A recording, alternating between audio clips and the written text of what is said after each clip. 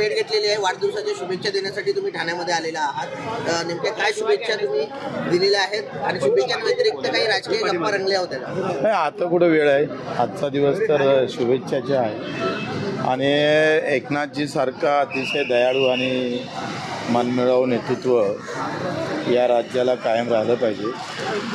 ज्यांनी दिव्यांग मंत्रालय उभारणीमध्ये मोठा वाटा आणि मोठं श्रेय त्यांचं आहे, म्हणून त्यांना शुभेच्छा द्यावं इतकंच कारण आहे. पण जी काही नाराजी होती सरकार विरोधात, नाराजी दूर झाली. आता वाढदिवसाच्या ह्याच्यात राजकारण यायला नको. हा वाढदिवसाच्या तुम्ही आम्ही एकमेकाला देत राहतो, त्याच्यामुळं मला वाटते राजकीयदृष्ट्या ही भेट नाही आहे, वाढदिवसाच्या निमित्तच भेट आहे. काय शुभेच्छा दिल्या? भावी आयुष्यात गेलेल्या जे काही पद आहे ते पुन्हा आले पाहिजे. म्हणजे पुन्हा मुख्यमंत्री एकनाथ शिंदे व्हावे अशी इच्छा आहे तुमची? काय हरकत नाही, अधिक चांगलं होईल. मुख्यमंत्री व्हावे अशी इच्छा. मुख्यमंत्री एकनाथ शिंदे निश्चितच. भाऊ, आपण जर बघितलं बीड हत्या प्रकरण अजून देखील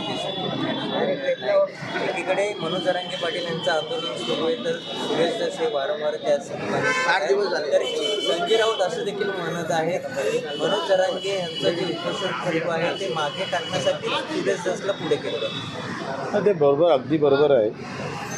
म्हणजे टाळीवरची लोणी खाणारी जी औलाद आहे ते सरळ सरळ इथं दिसतं आणि इतका मोठा घातपात झाल्यानंतरसुद्धा त्यावर डावपेच करून पुन्हा वेगळा डाव मांडण्याचा प्रकार सुरू आहे, तो महाराष्ट्राला घातक ठरू शकतो.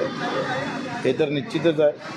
सर एकाला बाजूला ठेवण्यासाठी दुसरी बाजू भक्कम करण्याचा प्रयत्न या प्रकरणात होत आहे. सर, आपने जिस तरीके से जुगार को लेकर अनेक सेलिब्रिटी लगातार जुगार का ऐड करते जा रहे हैं. सचिन तेंदुलकर को भी आपने जिस तरीके से कहा था कि भीख पेटी में दूंगा, प्रत्येक गणेश उत्सव में रखें, लेकिन अब सेलिब्रिटी कहीं रुकने का नाम नहीं ले रहे. लगातार दिग्गज सेलिब्रिटी भी इस जुगार के ऐड में आते जा रहे हैं. अभी आगे हम एक रणनीति करेंगे उसके बारे में, क्योंकि कल भी एक नागपुर में आत्महत्या हुई. एक विद्यार्थिनी ने उसके जुगार के अंदर इनकी ऐड देखकर ही उन्होंने उस गेम में वो इन्वॉल्व हुई थी और उसके कारण ही उसकी आत्महत्या हुई है. तो देखते आगे उस तरह से किस तरह से आगे जाना चाहिए. सर भाऊ, एक मराठीमध्ये की जुगाराच्या विरोधामध्ये जे सेलिब्रिटी ॲडव्हर्टाईज करतात त्या विरोधात तुम्ही आवाज उठवला होता, मात्र अजूनही काही ते थांबायचं नाव घेतलं. काय झालं का सार्वत्रिक भावना ज्या आहे राजकारणी लोकांच्या आणि तुमच्या पण, त्या सामान्य प्रति प्रामाणिक राहिल्या नाही. लुटणारा जो आहे, लुटणारा कोण आहे ते महत्त्वाचं ठरतं आणि लूट जर सामान्य माणसाची होत असेल तर त्याला कदर कुठं आहे. तुमच्या न्यूज चॅनलवर अजूनही 6 महिने झाले दिव्यांगांना पगार नाही. तुम्ही ब्रेकिंग केली का? 6 महिने झाले MREGSमध्ये मजुरांना मजुरी भेटली नाही. तुम्ही कधी ब्रेकिंग केली का?